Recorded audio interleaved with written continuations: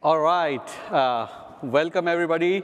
Welcome to the first day of Google Cloud Next. And it's so glad to see you in big numbers to discuss agent identity. Agent identity as the backbone for your AI innovation. So we'll get straight into it. Myself, Ravi, Shah, I'm the PM lead for all things related to identity at Google Cloud. So there's a breadth of areas that we're going to cover today. And I'll be joined with me, Shaun, who's the product manager on the team for non-human identities. Both of us will go through a number of areas today.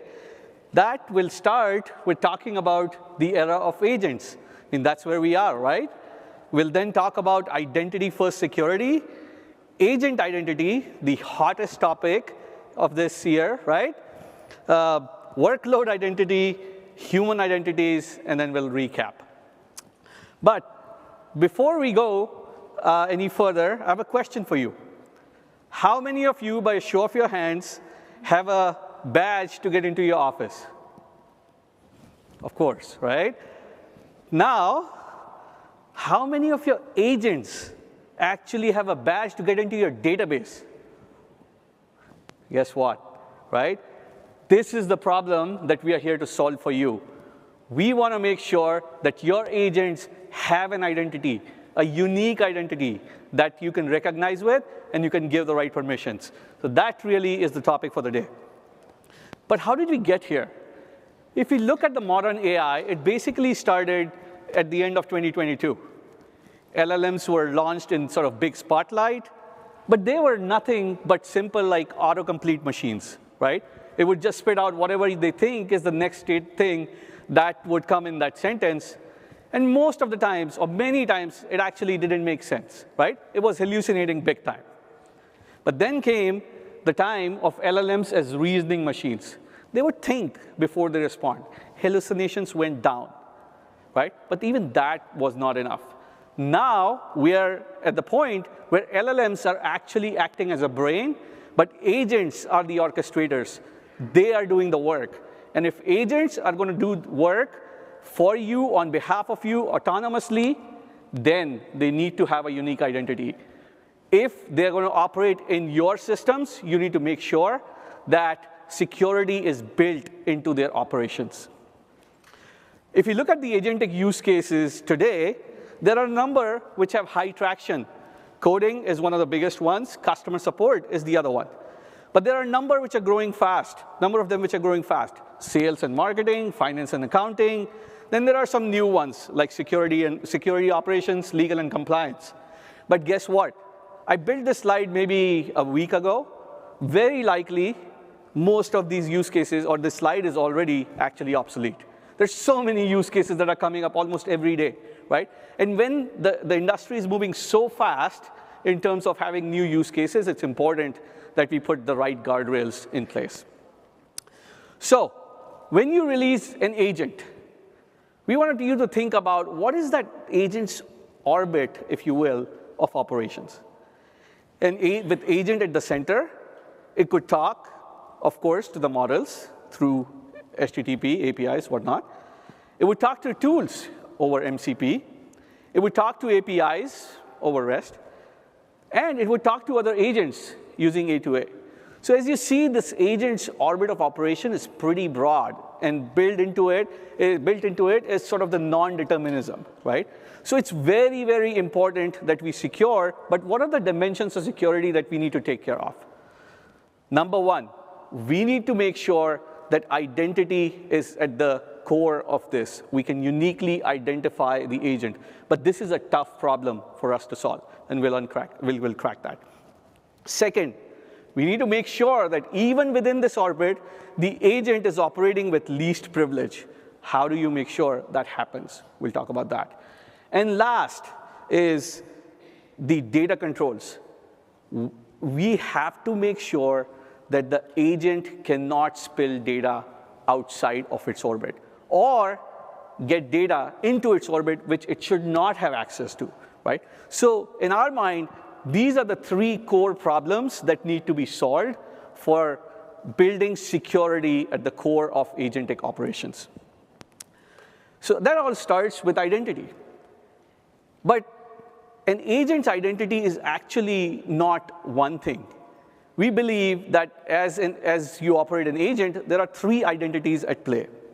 The first one is the identity of the user who's actually operating the agent, right? The second one is agent's own identity through which it acts autonomously. And then the third one is the user-delegated identity. If I'm asking an agent to do something on my behalf, the agent would be getting my delegated identity, and it needs to be able to operate with the right permissions. So as we build these concepts, we needed to make sure that we are taking into account all these 3 identities and building sort of full capabilities around it.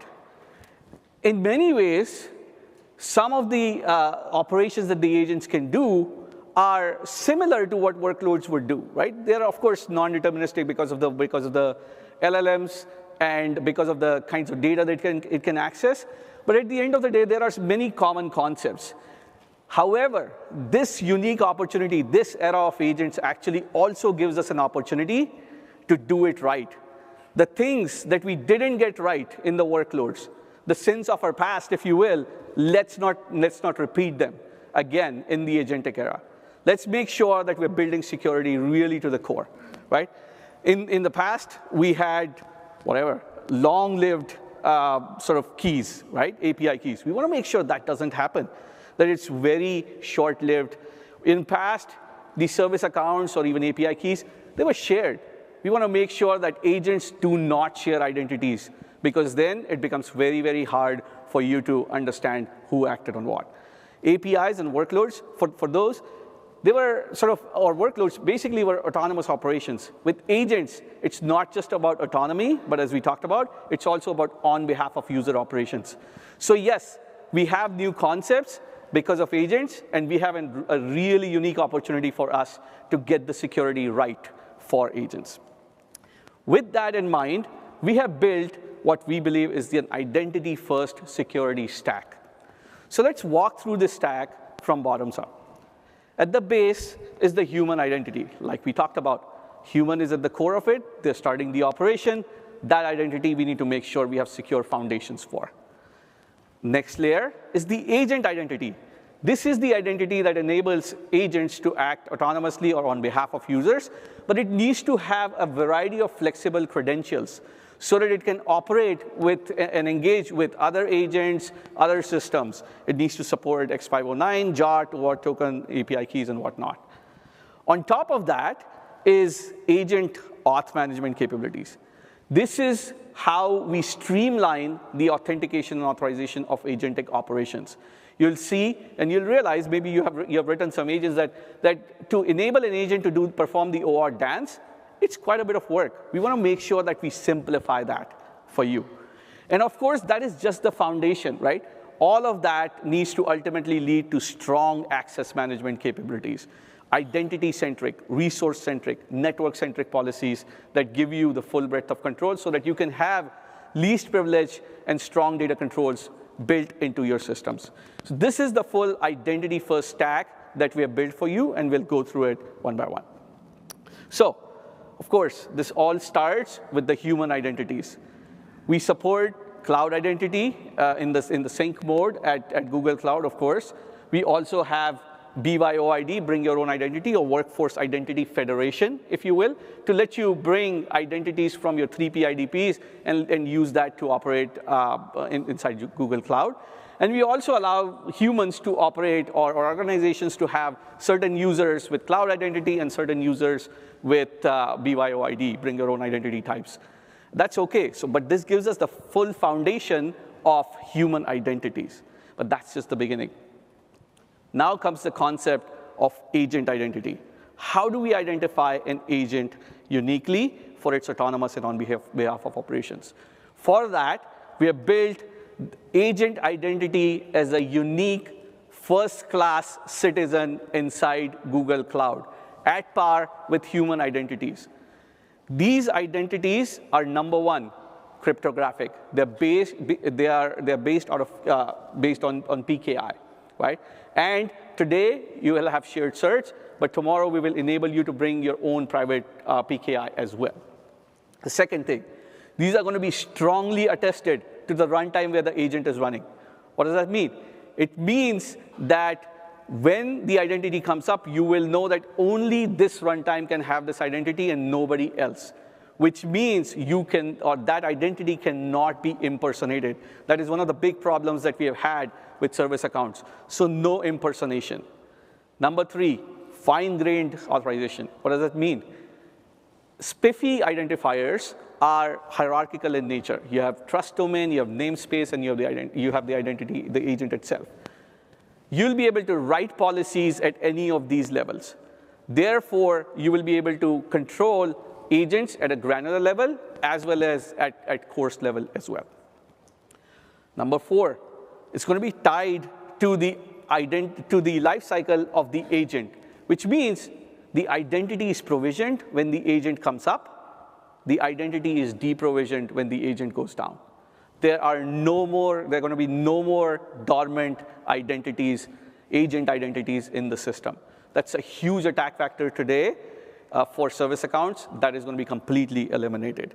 And of course, we'll support creation of agent identities through multiple interfaces. So now that's the foundation. This is based on SPIFFE standard. We believe that basing ourselves on an open standard really allows us to play well with the entire ecosystem, and it allows you to have the flexibility to interact easily with other systems that you may be building. On top of this, we will provide a variety of credentials to the agents. First and foremost, the strongest set of credentials we would have is the X509 plus GCP token. These are the credentials that the agent can use to talk to GCP APIs or to talk to other agents that are inside Google Cloud. So that's sort of the strongest security. Then, for the agents to talk to, say, your workload on AWS or other agent on AWS, Azure, or on-prem, we will support JOT tokens as well, the most versatile type of credentials, right? So that's the foundation. So now, with this in place, let's see a quick demo of agent identity in action. And for that, I invite Shaun on stage. Okay. Thank you, Ravi. So I'm going to show a quick demo of what Ravi just talked about. And in this demo, we're going to have a very simple agent. It's going to be deployed with an agent identity, and it's going to go access a BigQuery data set. Let's see this in action. So first, we have deployed an agent with agent identity. We can easily go to the agent registry to search for this example agent. And there's a specific identity page where you can go copy and paste the identity string. Here you can see that it is an agent with agent identity. With this identity, we're going to now paste this into IAM to create an IAM policy to access BigQuery via the BigQuery data viewer role. Note that this agent identity is unique to the agent itself. Today, 98% of the agents on Agent Engine is using a shared service agent, meaning all of the agents are using a single identity. These agent identities are unique to every single agent that's deployed. Now that this is complete, we're going to go back into the agent runtime, and we're going to try to access the agent runtime through the playground. And we're going to ask it to go and list out BigQuery data sets. And because the permission was granted, you can expect that the agent is going to go use its tool, access BigQuery, and list out the data set. Now, all of this feels very similar to a lot of the things that you're already used to, like service accounts. But actually, there's many things going on under the hood. For the developer, nothing has changed. You're still using your application default credential. You're not making any change in your code. But whenever the client library detects that there's an agent identity in action, you're actually going to get back not a regular token, but a bound token that is tied to the certificate on the agent itself, meaning that even if someone exfiltrates this token, it's not going to be able to replay. This prevents things such as prompt injection, or a lot of these agent chains where the agent just shares the credential around. There's no way for anyone else to kind of use that agent, significantly promoting the security, leveraging the certificate that's on the agent. Now, as Ravi mentioned, we not only have agent identity credentials to access GCP API. Agents need to access so many different things. It needs to access MCP servers. It needs to access things like Salesforce, ServiceNow, it access other cloud. And understanding that, we need to deliver a range of these capabilities. On top of that, Sometimes the agent is acting using like an API key, but sometimes it needs to access things on behalf of an end user. So with that, we're delivering agent auth management. This is an area of our product where we're going to help with the authentication and security to enable agents to connect with various things out there. It includes orchestration of OAuth, API key management, as well as the security of the credential itself, making sure that the security administrator can rest at night. If you take the OAuth dance as an example today, it's actually very complicated for developers. Right? First, you need to go to your admin to get your client ID and secret, but that's really just the beginning. Once you get this engineer who is not really an identity expert now have to code up the OAuth dance. They have to open up a pop-up. They have to get the end user's credential, store that in an encrypted database, store the refresh token in an encrypted database, and ultimately, during the runtime, the developer needs to have the agent retrieve it. And in cases that the token have expired, they need to make sure it's refreshed, or else your end user is constantly signing in, consenting, a lot of fatigue there. So all of this is full of friction for the developer, but it also outside of the control of our security administrator. The developer is just kind of running with it and going full steam ahead without any control by the security admin. With Agent Identity Auth Manager, we are delivering a credential vault which will help you secure all of these client IDs, client secrets, API keys, as well as the end user's access token, which are tied one-to-one to the identity one, which Ravi showed earlier, to the end user's identity. This helps with things like token refresh, as well as the token acquisition step, helping open up the pop-up, etc. On top of this, the Auth Manager is fully integrated with the Agent Cloud ecosystem, including the Agent Gateway.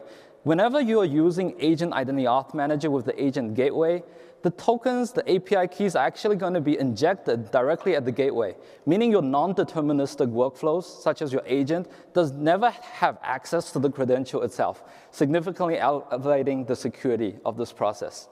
Finally, we have a lot of helper functions inside ADK. So if you're building agents inside ADK, we're leveraging the MCP toolsets, the function toolsets, so that you can easily integrate this. But obviously, we're not tied to just ADK. This is a standard GCP service with API and SDK, so you can use it even if you're not using ADK. Now, let's see this in action. In this second demo, we're going to do a very similar demo.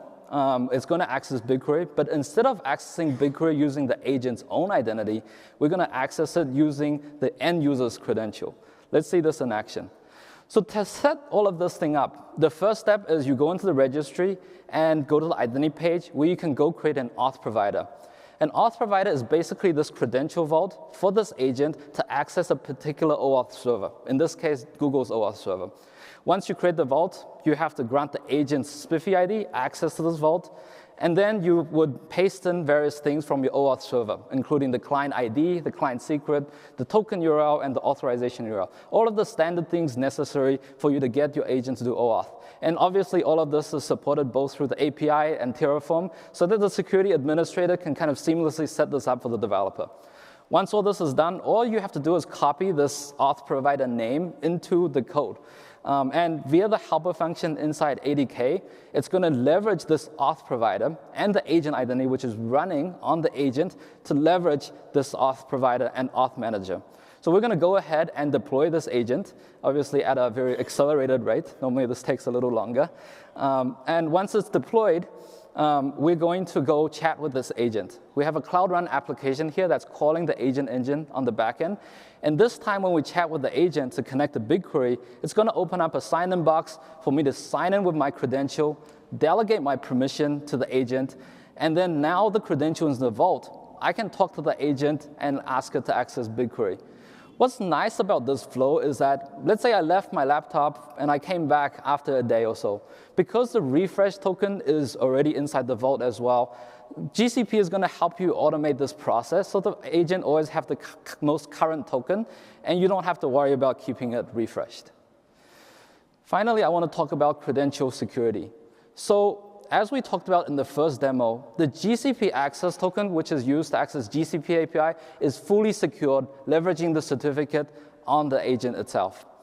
The second aspect is whenever you have these credentials via the API keys, OAuth tokens going through the agent gateway, the credentials are going to be injected directly at the gateway.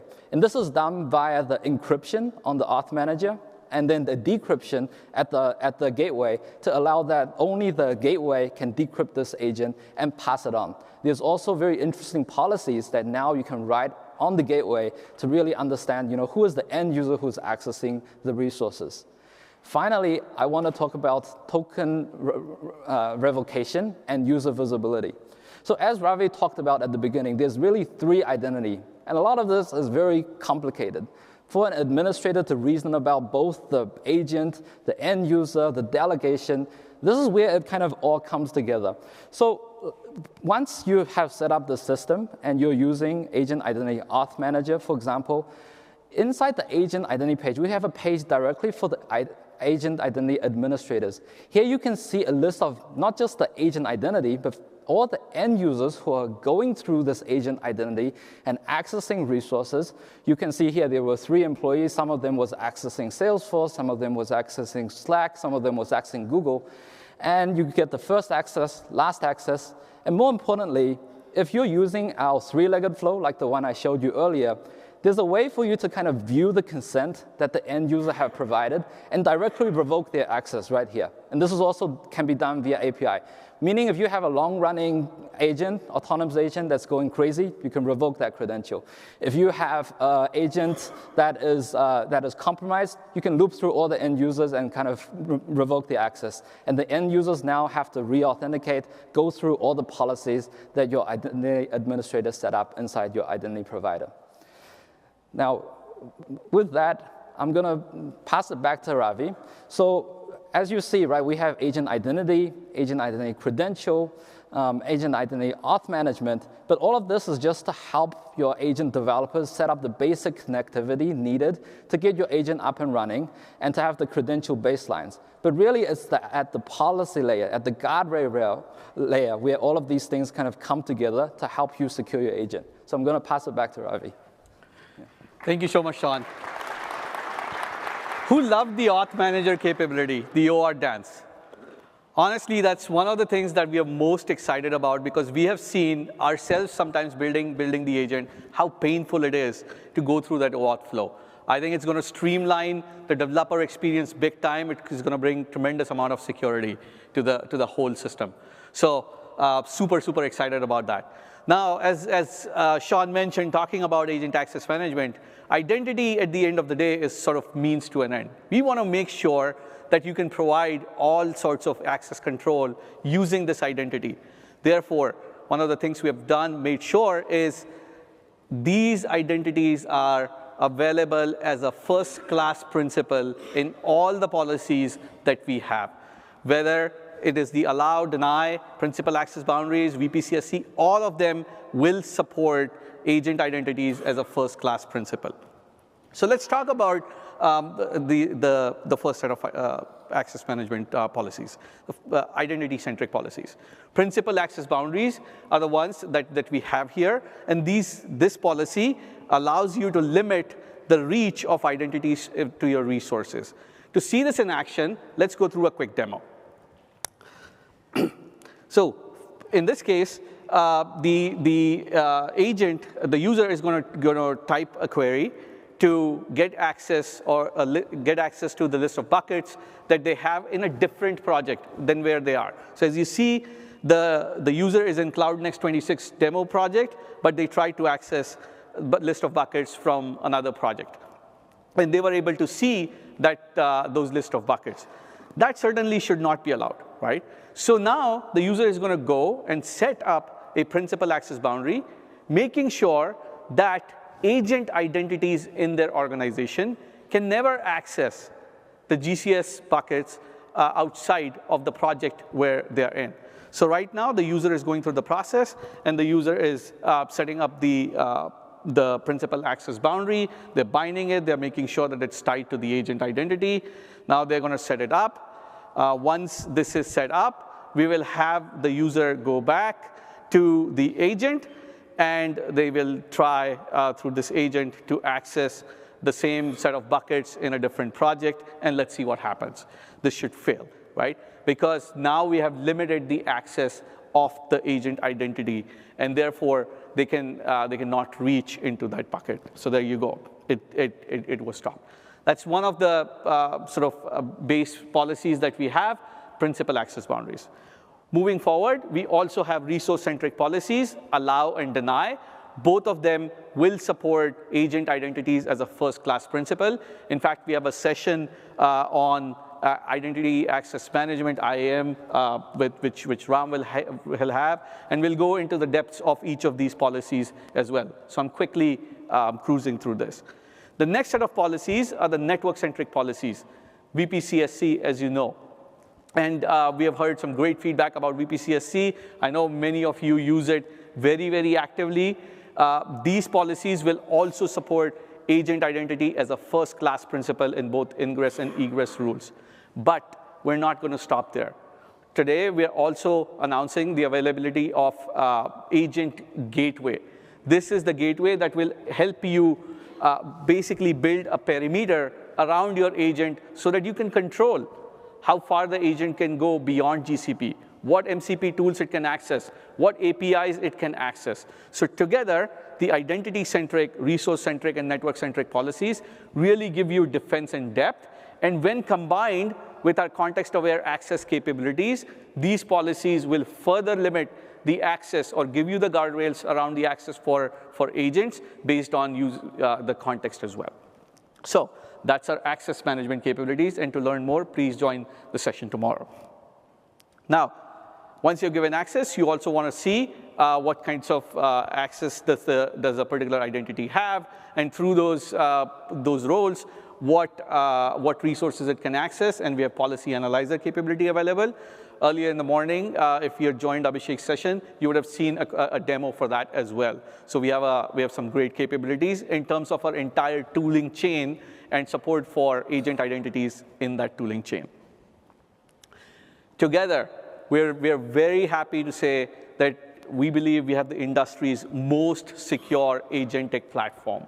All these capabilities around having the SPIFFE-based agent identity baked into the system and having the right kinds of guardrails give you full set of security. And not just that, agent identity will be available out of the box across all the runtimes, all the agent runtimes in GCP, starting with agent engine, agent runtime, as its new name is. It's available in GA. So today, if you go ahead and build an agent on agent runtime, you will get agent policy out of the box. Also, Gemini Enterprise will have support for agent identity. It's in preview state. And very soon, if you're going to be deploying your agents on Cloud Run or on GKE or inside Workspace, agent identity, the same agent identity, will be available out of the box for you. Now, of course, we have come into the era of agents, but we should not forget the world of sort of workloads, right? We're still deploying a large number of workloads. We're still deploying a large number of capabilities as deterministic workloads. So all these capabilities that we built for agent identity actually will accrue their benefits to workload identities as well. Typically, you're using service accounts as workload identities. But the same SPIFFE-based identity, which is cryptographic, strongly attested, lifecycle tied, and provides you fine-grained authorization capabilities, will be available as workload identities as well. Therefore, you'll be able to write policies at hierarchical level. You will be able to secure your workloads as well based on PKI. Next up, these workload identities will enable you to have secure workload communication, which is workload communication from the workload to GCP API or between workloads. Both the sets of communication will be secure because you will have workload identities based on PKI. Then, as you see, we emphasized a lot about the fact that these SPIFFE-based identities will be certificate-based. So what happens when you start deploying a large number of agents and a large number of workloads? You have a very large number of certificates that you now have to manage. So we are today also announcing preview of Certificate Manager, where you will be able to see all these certificates for agents and workloads, and you'll be able to see when that certificate is expiring, what is the list of your entire set of certificates and such. So this capability is also available to you going forward. Now, let's talk about the human identities where we started. We have not forgotten those. We're responsible for those as well, and we continue to build new features for that. Particularly for the Workforce Identity Federation, now 95% of Google Cloud products support that, and we have built SCIM support into it as well.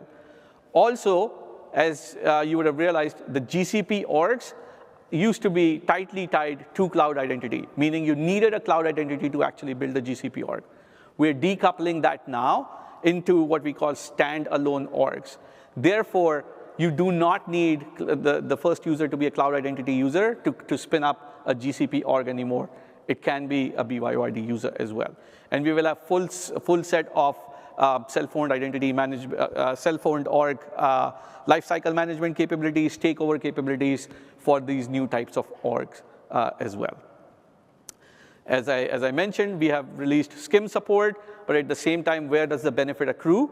It really accrues when you can have improved collaboration, easy sharing experience of your notebook LM notebooks, and you can look up users in your organization easily because SCIM is providing the data from behind it. Standalone organizations will have full lifecycle management, so you can manage those organizations, you can rename those, you can delete those just as easily as you can do the GCP orgs. And last but not the least, about 12 or 14 months back, we announced that we want to bring MFA or enforce MFA across entire GCP set of users. We have made tremendous progress in that area. And now 100% of resellers and consumer guy users have MFA enforced. So this is out there, and many of you may have already seen it. We still have some roadmap pending for this, and we'll continue to make progress.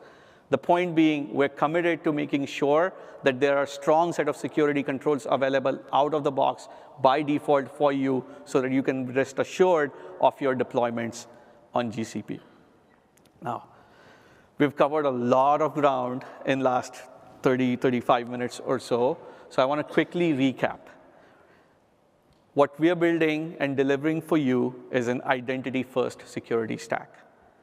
We have human identities secured. We have breadth of human identity capabilities with Cloud Identity, Workforce Identity Federation, and customer identity products as well.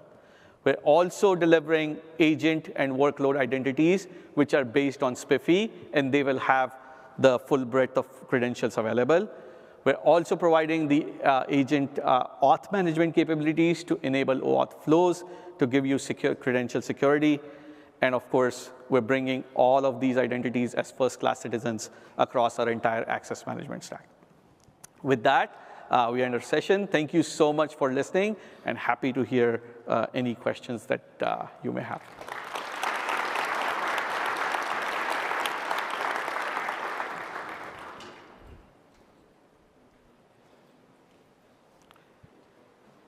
Any questions? They must be bringing mics. OK, we can hear you from here. I'll repeat your question.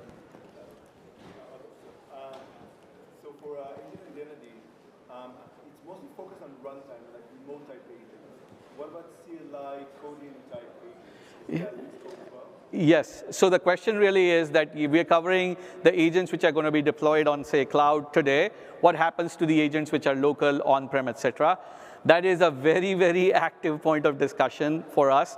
But for us, it was very important to first lay the foundation for the agents on Google Cloud. And that's the work we have done. And all these capabilities that we have built will accrue seamlessly to these other environments as well. So you'll hear more from us in coming days, not just today.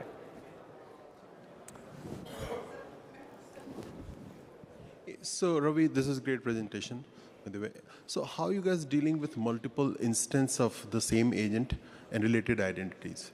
So is SPIFFE going to cover that or not? Yeah. Shaun, you want to take this?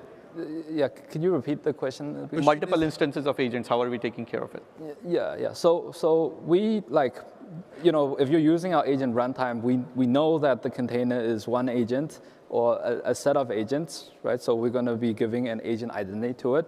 But on our roadmap, we also look at fine-grained attestation policies, where you can kind of define more finer-grained attestation based on your need, so that you can go one level deeper and have more finer-grained attestation per agent. Does that answer your question? Kind of. One more question in the same thing. Yeah. How you guys are dealing with agent identity? Let's say agent dies, right? And let's say agent dies because of whatever it is recoming on. Yes. So it's going to be same identity or it's going to be separate identity? So as of today, it will be a different identity, right? But you will be able to write policies at different levels. Therefore, your policies should not break, right? I guess that's where you were going. What happens to the policies as well, right? Yeah. So you can take care of that. It's me here. Hi. Connected to the question that he was asking, actually, in the other direction, are you planning to support principal sets? Principal yes, sets. So even in this launch, we already have basic principal sets. You can assign permission based on all agents for a particular runtime, like Gemini Enterprise, Cloud Run, for example. You can assign everything underneath the project. And we're also looking at more attributes to add in, such as maybe like a tag-based solution. Those are things that we're looking at as well on the roadmap. But we already have basic principal set, and you're going to be able to have more variations in the future. OK, thank you. Yep. I know you had a question here. Please go ahead.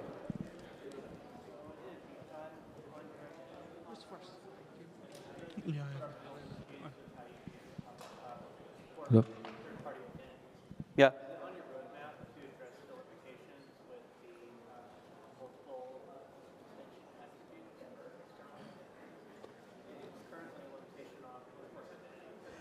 Yeah, I would love to hear a little bit more about that, maybe in depth, to make sure that we can address that.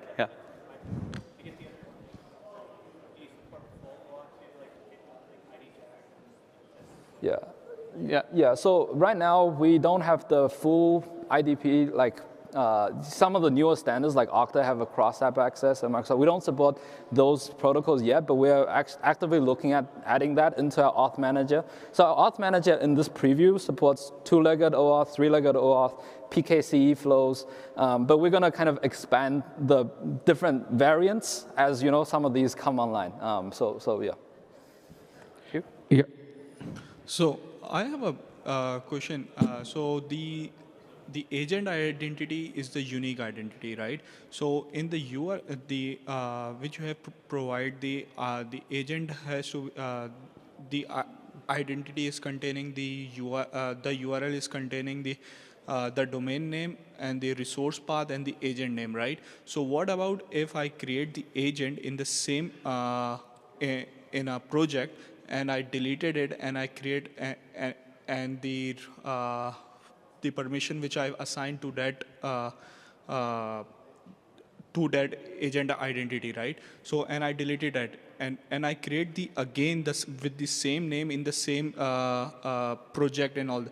The identity name will be is the same, or it will be a different one? Yeah. So today, I think inside Agent Engine or Agent Runtime today, at the end of that string, there's a unique ID.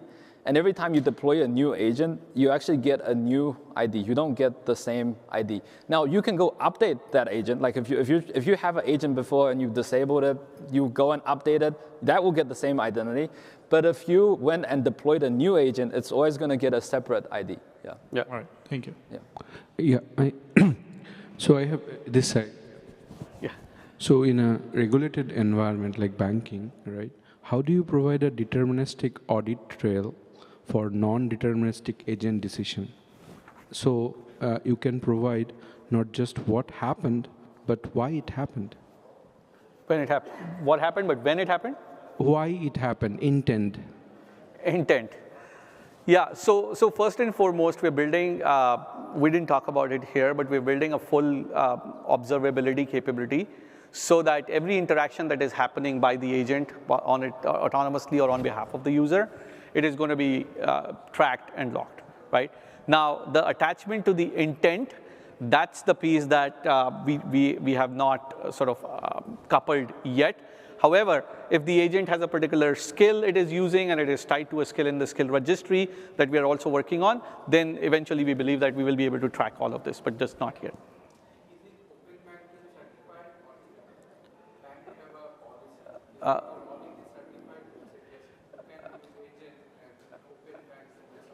Open, so no, we are not there yet. Yeah. Yes, please. Yes, so Gemini Enterprise will have agent identities in preview mode starting now, and very soon we will make it generally available as well. Yes. And you will see those agents in agent registry. Yeah. So,